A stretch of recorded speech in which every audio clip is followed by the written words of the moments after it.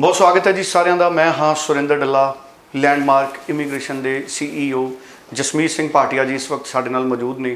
और पूरे पंजाब के स्टूडेंट्स नूं हुण पता लग गया कि हर रोज़ जसमीत भाटिया जी और मैं असी 3 बजे इकट्ठे लाइव होंने हाँ हर रोज़ स्टूडेंट्स नूं नवे अपडेट शेयर करने के लिए और उन्होंने सवालों के जवाब भाटिया जी दिंदे ने। अज एक होर बड़ा इंपॉर्टेंट इशू है जिहड़ा इस रिकॉर्डिड शो के विच असीं तुहाडे नाल साझा करन जा रहे हैं।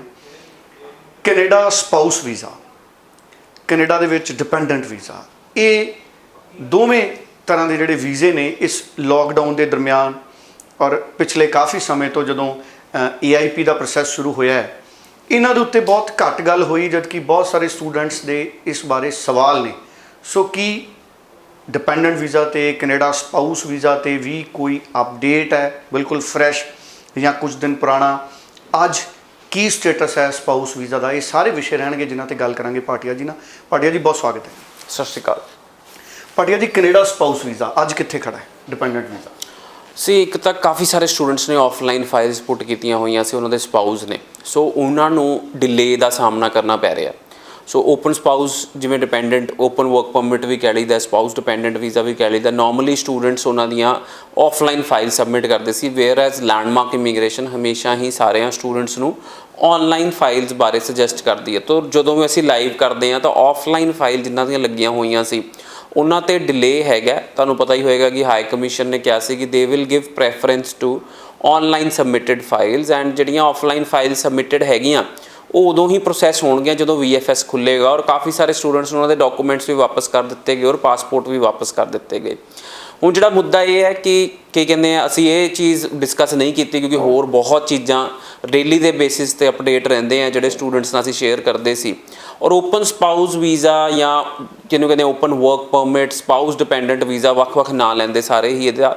ਸੋ ਇੱਕ ਪਾਇਲਟ ਪ੍ਰੋਗਰਾਮ ਪ੍ਰੋਜੈਕਟ ਹੈਗਾ ਸੀ ਪਹਿਲਾਂ ਕੈਨੇਡਾ ਸਰਕਾਰ ਜਿਵੇਂ ਦੇਖਿਆ ਕਿ ਬਹੁਤ ਸਾਰੇ ਸਟੂਡੈਂਟਸ ਕੀ ਕਹਿੰਦੇ ਆ ਕੈਨੇਡਾ ਵਿੱਚ ਆ ਰਹੇ ਆ, ਸੋ ਉਹਨਾਂ ਦੇ ਸਪਾਊਸ ਨੂੰ ਕੈਨੇਡਾ ਲਿਆਉਣ ਵਾਸਤੇ ਇੱਕ ਪਾਇਲਟ ਪ੍ਰੋਗਰਾਮ ਲਾਂਚ ਕੀਤਾ ਗਿਆ ਸੀ, ਜਿਵੇਂ Atlantic immigration pilot programme, regional immigration northern pilot programme, ਇੱਦਾਂ ਦੇ ਸਾਰੇ ਪ੍ਰੋਗਰਾਮ ਲਿਆਦੇ ਗਏ ਸੀ ਪਾਇਲਟ ਪ੍ਰੋਗਰਾਮ ਕਿ ਉਹਨਾਂ ਨੂੰ ਚੈੱਕ ਕਰਨ ਲਈ ਕਿ ਕਿੱਦਾਂ ਦੀ ਪਰਫਾਰਮੈਂਸ ਰਹਿੰਦੀ ਹੈ। ਜਿਹੜੇ ਸਪਾਊਸ ਆਉਂਦੇ ਹੈ ਆਰ ਦੇ ਮਤਲਬ putting their efforts to improve the economy of Canada. ਸੀ ਕੋਈ ਵੀ ਸਰਕਾਰ ਜਦੋਂ ਤੁਹਾਨੂੰ ਵੀਜ਼ਾ ਦਿੰਦੀ ਹੈ, ਚਾਹੇ ਉਹ ਸਟੂਡੈਂਟ ਵੀਜ਼ਾ ਦਿੰਦੀ ਹੈ, ਚਾਹੇ ਉਹ ਸਪਾਊਸ ਡਿਪੈਂਡੈਂਟ ਵੀਜ਼ਾ ਦਿੰਦੀ ਹੈ, ਚਾਹੇ ਉਹ ਇੰਪਲੋਇਮੈਂਟ ਬੇਸ 'ਤੇ ਵੀਜ਼ਾ ਦਿੰਦੀ ਹੈ, ਚਾਹੇ ਉਹ ਇਨਵੈਸਟਰ ਕੇਸ 'ਤੇ ਵੀਜ਼ਾ ਦਿੰਦੀ ਹੈ। ਸੋ ਅਲਟੀਮੇਟਲੀ ਮੋਟਿਵ ਇਹ ਹੁੰਦਾ ਕਿ ਜਿਹੜਾ ਬੰਦਾ ਕੈਨੇਡਾ ਪਹੁੰਚ ਰਿਹਾ ਪਹਿਲਾਂ ਤਾਂ ਉਹ ਰੂਲਸ ਐਂਡ ਰੈਗੂਲੇਸ਼ਨ फॉलो कर रहा उस कंट्री दे, दूसरा कि उस कंट्री की इकोनमी च मदद कर रहा।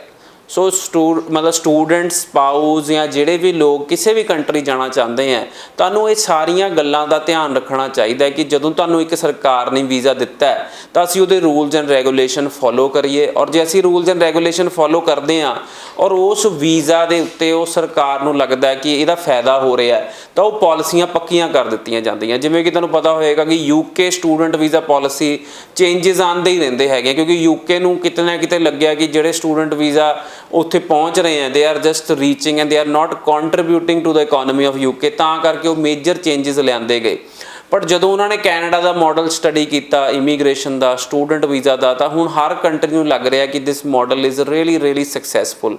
ਸੋ ਕੈਨੇਡਾ ਨੇ open spouse visa, dependent visa as a pilot program launch ਕੀਤਾ ਸੀ। ਪਰ ਹੁਣ ਮਹੀਨਾ ਕੁ ਪਹਿਲਾਂ, ਮਹੀਨਾ ਡੇਢ ਪਹਿਲਾਂ ਉਹਨੂੰ ਪ੍ਰੋਗਰਾਮ ਨੂੰ ਇੱਕ ਹਿੱਸਾ ਬਣਾ ਲਿਆ ਆਪਣੀ ਇਮੀਗ੍ਰੇਸ਼ਨ ਪਾਲਿਸੀ ਦਾ, ਉਹਨੂੰ ਪੱਕਾ ਕਰ ਦਿੱਤਾ ਗਿਆ, ਜਿਹੜੀ ਕਿ ਇੱਕ ਬਹੁਤ ਹੀ ਵਧੀਆ ਨਿਊਜ਼ ਹੈਗੀ ਹੈ। ਜਿਹੜੇ ਸਪਾਊਸ ਕੈਨੇਡਾ ਜਾਣਾ ਚਾਹੁੰਦੇ ਹੈ, ਜਿਨ੍ਹਾਂ ਦੇ ਸਪਾਊਸ ਜਾਣਾ ਚਾਹੁੰਦੇ, ਉਹਨਾਂ ਦੇ ਬੱਚੇ ਜਾਣਾ ਚਾਹੁੰਦੇ ਹੈ, ਉਹਨਾਂ ਲਈ ਇੱਕ ਬਹੁਤ ਹੀ ਪੋਜ਼ਿਟਿਵ ਨਿਊਜ਼ ਹੈਗੀ ਹੈ। ਔਰ ਫਿਊਚਰ ਸਮਝ ਲਓ ਕਿ ਬ੍ਰਾਈਟ ਹੈਗਾ ਕਿਉਂਕਿ ਉਹ ਪਾਇਲਟ ਪ੍ਰੋਗਰਾਮ ਦੇ ਤਹਿਤ ਉਸ ਪ੍ਰੋਗਰਾਮ ਨੂੰ ਉਹਦੇ ਜਿਹੜੇ ਸਟੂਡੈਂਟਸ ਦੇ ਸਪਾਊਸਿਸ ਉੱਥੇ ਗਏ ਉਹਨਾਂ ਨੇ ਅੱਛਾ ਕੀਤਾ। ਔਰ ਓਵਰਆਲ ਜੇ ਅਸੀਂ ਕਰੀਏ ਸਾਡੀ ਕਮਿਊਨਿਟੀ ਵਾਸਤੇ ਇਹ ਬਹੁਤ ਵਧੀਆ ਹੋ ਗਿਆ ਕਿ ਇਹ ਪਾਲਿਸੀ ਪੱਕੀ ਕਰ ਦਿੱਤੀ ਗਈ। ਬਿਲਕੁਲ ਠੀਕ ਹੈ। ਹੁਣ ਇਹਦਾ ਫਾਇਦਾ ਸਾਡਾ ਕਿਹੜਾ ਸਟੂਡੈਂਟ ਚੱਕ ਸਕਦਾ ਹੈ? ਸੀ ਨਾਰਮਲੀ ਜਿੰਨੇ ਵੀ ਸਟੂਡੈਂਟਸ ਮੈਰਿਡ ਹੁੰਦੇ ਆ ਸੋ ਉਹਨਾਂ ਦੇ ਸਪਾਊਸ ਕੈਨੇਡਾ ਜਾ ਸਕਦੇ ਆ, ਉਹਨਾਂ ਦੇ ਬੱਚੇ ਵੀ ਕੈਨੇਡਾ ਜਾ ਸਕਦੇ ਆ। ਪਰ ਹੁਣ ਇਸ ਤੋਂ ਬਾਅਦ ਲਾਈਫ ਤੇ ਜਦੋਂ ਸਾਨੂੰ ਸਵਾਲ ਆਉਂਦੇ ਆ, ਇੱਕ ਸਵਾਲ ਜ਼ਰੂਰ ਆਉਂਦਾ ਜਿਹੜਾ ਕਿ ਬਹੁਤ ਹੀ ਕਾਮਨ ਸਵਾਲ ਹੈਗਾ ਕਿ ਤੁਸੀਂ ਕੀ ਕਹਿੰਦੇ ਅਸੀਂ ਨਾਲ ਜਾ ਸਕਦੇ ਆ, ਮਤਲਬ ਆਪਣੀ ਸਪਾਊਸ ਦੇ ਨਾਲ ਅਸੀਂ ਸਪਾਊਸ ਡਿਪੈਂਡੈਂਟ ਵੀਜ਼ਾ ਅਪਲਾਈ ਕਰ ਸਕਦੇ ਆ। ਸੋ ਨਾਰਮਲੀ ਇਦਾਂ ਦਾ ਕੋਈ ਰੂਲ ਨਹੀਂ ਹੈਗਾ ਕਿ ਤੁਸੀਂ ਨਾਲ ਨਹੀਂ ਜਾ ਸਕਦੇ, ਬਟ ਜੇ ਮੈਂ ਤੁਹਾਨੂੰ ਕਹਾਂ ਕਿ ਤੁਸੀਂ ਨਾਲ ਅਪਲਾਈ, ਮੇਰੀ ਪ੍ਰੈਫਰੈਂਸ ਕੀ ਹੈ? ਸੋ ਮੇਰੀ ਪ੍ਰੈਫਰੈਂਸ ਇਹ ਹੋ ਜਾਂਦੀ ਹੈ ਕਿ ਸਟੂਡੈਂਟ ਕੈਨੇਡਾ ਪਹੁੰਚੇ ਔਰ ਇੱਕ ਸਮੈਸਟਰ ਦੀ ਆਪਣੀ ਪੜ੍ਹਾਈ ਖਤਮ ਕਰੇ, ਫਿਰ ਮੈਂ ਉਹਦੇ ਸਪਾਊਸ ਦਾ ਵੀਜ਼ਾ ਲਾਵਾਂ। That will have an increase chance of visa. ਜਦੋਂ ਮੈਂ ਨਾਲ ਹੀ ਇਹ ਤੁਹਾਡੀ ਫਾਈਲ ਪੁੱਟ ਅਪ ਕਰ ਦਿੰਨਾ ਸੋ ਉਹਦੇ ਤੇ ਕਈ ਨਾ ਕਿਤੇ ਨੈਗੇਟਿਵ ਇਫੈਕਟ ਜ਼ਰੂਰ ਆ ਜਾਂਦਾ ਹੈ ਕਿ ਤੁਸੀਂ ਨਾਲ ਜਾਣਾ ਚਾਹੁੰਦੇ ਹੋ ਤਾਂ ਮੋਟਿਵ ਕਲੀਅਰ ਨਹੀਂ ਹੈਗਾ।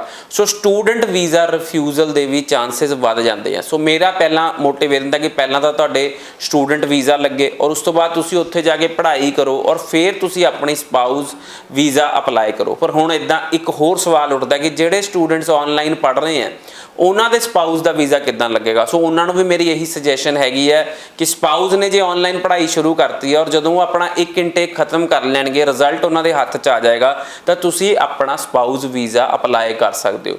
But profile to profile depend ਕਰੇਗਾ ਕਿ ਤੁਸੀਂ ਇੱਥੇ ਕੀ ਕੰਮ ਕਰਦੇ ਹੋ, ਤੁਹਾਡੀ ਇੱਥੇ ਕਿੰਨੀ ਐਨੂਅਲ ਇਨਕਮ ਹੈ, ਤੁਸੀਂ ਕਿਹੜੀ ਫੈਮਿਲੀ ਤੋਂ ਬਿਲੋਂਗ ਕਰਦੇ ਹੋ, how strong are your ties in India, ਮਤਲਬ ਕਿੱਦਾਂ ਦੇ ਤੁਹਾਡੇ ਰਿਲੇਸ਼ਨਸ਼ਿਪਸ ਹੈਗੇ ਆ ਇੰਡੀਆ ਵਿੱਚ। ਐਜੂਕੇਸ਼ਨ ਕੁਆਲੀਫਿਕੇਸ਼ਨ ਬਿਲਕੁਲ ਹਰ ਚੀਜ਼ ਮੈਟਰ ਕਰੇਗੀ ਜਦੋਂ ਆਪਾਂ ਸਪਾਊਸ ਡਿਪੈਂਡੈਂਟ ਵੀਜ਼ਾ ਅਪਲਾਈ ਕਰਨਾ ਹੈ। So it will range from profile to profile ਕਿ ਤੁਸੀਂ ਸਪਾਊਸ ਡਿਪੈਂਡੈਂਟ ਵੀਜ਼ਾ ਤੇ ਜਾ ਸਕਦੇ ਹੋ ਕਿ ਨਹੀਂ ਜਾ ਸਕਦੇ, ਐਂਡ ਵੀਜ਼ਾ ਤੁਹਾਡਾ ਲੱਗ ਸਕਦਾ ਹੈ ਕਿ ਨਹੀਂ ਲੱਗ ਸਕਦਾ।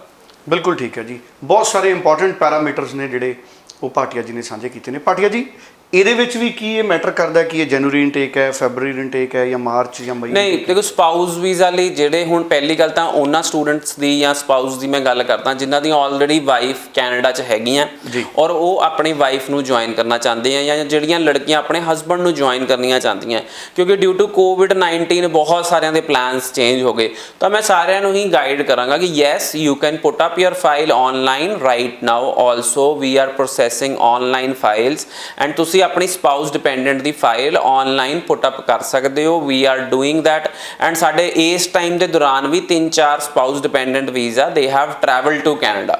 ਸੋ ਜਿਨ੍ਹਾਂ ਦੇ ਵੀਜ਼ਾ ਲੱਗੇ ਹੋਏ ਸੀ they have travelled and joined their spouses. ਤਾਂ ਤੁਸੀਂ ਅੱਜ ਦੀ ਡੇਟ 'ਚ ਵੀ ਆਪਣੇ ਸਪਾਊਸ ਨੂੰ ਡਿਪੈਂਡੈਂਟ ਵੀਜ਼ਾ ਲਈ ਅਪਲਾਈ ਕਰ ਸਕਦੇ ਹੋ। ਸਪੋਜ਼ ਤੁਸੀਂ ਇੰਡੀਆ 'ਚ ਆਏ ਹੋਏ ਸੀ ਔਰ ਤੁਸੀਂ 4 ਮਹੀਨੇ ਦੀ ਸਟੱਡੀ ਆਨਲਾਈਨ ਕਰ ਲਈ ਹੈ, ਉਹ ਵਾਲੇ ਸਾਰੇ ਵੀ ਆਪਣੇ ਸਪਾਊਸ ਦਾ ਡਿਪੈਂਡੈਂਟ ਵੀਜ਼ਾ ਅਪਲਾਈ ਕਰ ਸਕਦੇ ਆ।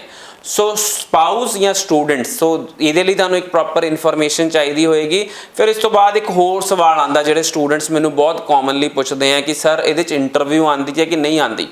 ਸੋ ਕਹਿਣ ਦਾ ਭਾਵ ਤਾਂ ਇਹ ਹੁੰਦਾ ਐਮਬੈਸੀ ਕਹਿੰਦੀ ਹੈ ਕਿ ਅਸੀਂ ਸਪਾਊਸ ਦੀ ਇੰਟਰਵਿਊ ਲਵਾਂਗੇ, ਪਰ ਅੱਜ ਤੱਕ ਜਿੰਨੇ ਵੀ ਅਸੀਂ ਕੇਸਿਸ ਪ੍ਰੋਸੈਸ ਕੀਤੇ ਆ ਉਹਨਾਂ 'ਚੋਂ ਕਿਸੇ ਦੀ ਵੀ ਇੰਟਰਵਿਊ ਅੱਜ ਤੱਕ ਨਹੀਂ ਆਈ ਹੈ। ਸੋ 99% ਆਫ ਜਿਹਦਾ ਮੇਰਾ ਐਕਸਪੀਰੀਅੰਸ ਹੈਗਾ ਇੰਨੇ ਚਿਰ ਦਾ, ਉਹਦੇ 'ਚ ਮੈਂ ਸਾਰਿਆਂ ਨੂੰ ਕਹਾਂਗਾ ਕਿ ਜਿੰਨੇ ਸਪਾਊਸ ਦੀ ਜਿਹੜੀ ਇੰਟਰਵਿਊ ਹੈਗੀ ਆ ਉਹ ਅੱਜ ਤੱਕ ਨਹੀਂ ਆਈ ਹੈ। ਸੋ ਡਰਨ ਦੀ ਲੋੜ ਨਹੀਂ ਹੈਗੀ। There is no interview in this spouse dependent visa. 99% 1% chance ਹੋ ਸਕਦਾ ਹੈ ਕਿ ਤੁਹਾਡੀ ਇੰਟਰਵਿਊ ਆਏ।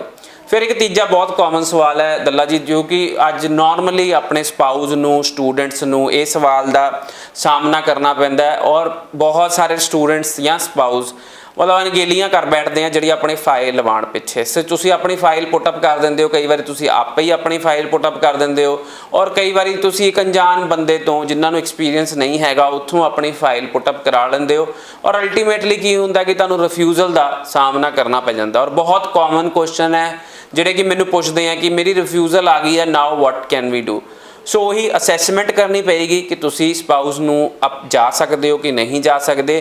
ਔਰ ਜੇ ਤੁਸੀਂ ਰਿਫਿਊਜ਼ਡ ਹੈਗੇ ਹੋ and you want to reapply, you can definitely reapply. We will put up your case again and we will make it more strong. देखो वीज़ा गारंटी नाम दी कोई चीज़ नहीं हुंदी, so but we will put our 100% effort to betterment of your file ताकि तुहाडा visa लग सके। बिल्कुल ठीक है जी, थैंक यू सो मच। बड़ी इंपॉर्टेंट इन्फॉर्मेशन है जी ਉਹ ਭਾਟੀਆ ਜੀ ਨੇ ਸਾਡੇ ਨਾਲ ਸ਼ੇਅਰ ਕੀਤੀ ਹੈ। ਸੋ ਨਿਸ਼ਚਿਤ ਤੌਰ ਤੇ ਮੈਨੂੰ ਲੱਗਦਾ ਸਟੂਡੈਂਟਸ ਨੂੰ ਬਹੁਤ ਵੱਡੀ ਕਲੈਰਿਟੀ ਵੀ ਹੋਈ ਹੋਣੀ ਹੈ। 90413 90412 ਹਮੇਸ਼ਾ ਦੀ ਤਰ੍ਹਾਂ ਮੈਂ ਕਹਿਣਾ ਹੁੰਦਾ ਇਹ ਨੰਬਰ ਨੂੰ ਮੋਬਾਈਲ 'ਚ ਸੇਵ ਕਰਕੇ ਰੱਖੋ। ਕਦੀ ਵੀ ਜ਼ਰੂਰਤ ਹੈ ਤੇ ਤੁਸੀਂ ਫੋਨ ਕਰ ਸਕਦੇ ਹੋ। ਕੋਈ ਕਲੈਰੀਫਿਕੇਸ਼ਨ ਚਾਹੀਦੀ ਹੈ ਤੇ ਇਸੇ ਨੰਬਰ ਤੇ ਟੈਲੀਫੋਨ ਕਰੋ। Thank you so much. ਸਤਿ ਸ਼੍ਰੀ ਅਕਾਲ।